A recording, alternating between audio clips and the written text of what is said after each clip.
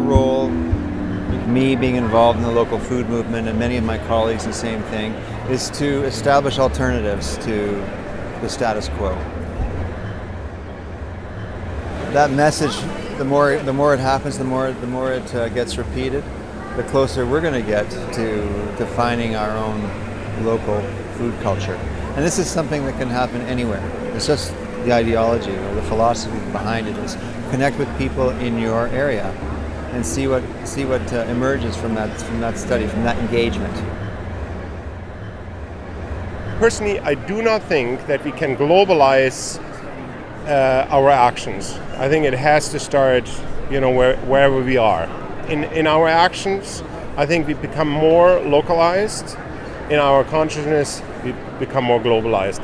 So local action and global consciousness, I think that is where it will go.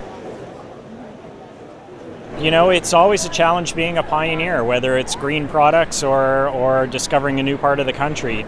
10 years from now, Grassroots will, I hope to see us growing strong and continuing to grow strong and continuing to offer a great selection of environmental solutions that will help people lessen their impact on the environment. We're not here capitalizing on a fad. We're here for the long term. I recycle computers, and we do just that, recycling computers.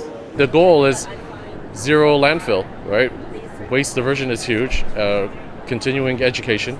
I want to have these bins like everywhere. We're embedded into the community where everybody just says, yeah, I have something to drop off, and it's like we don't even think about it.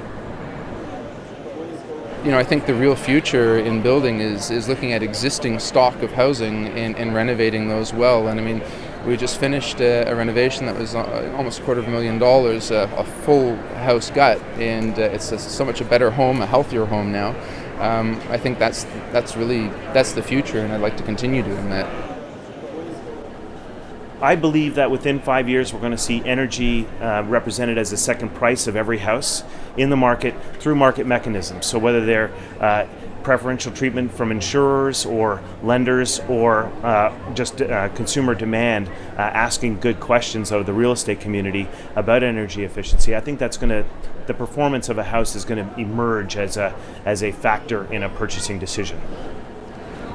Niagara Wind Power's vision for the future is that every homeowner and small business can be self-sufficient and buy renewable energy products. This would take the burden off our elderly grid, and everybody would be able to be almost self-sustainable.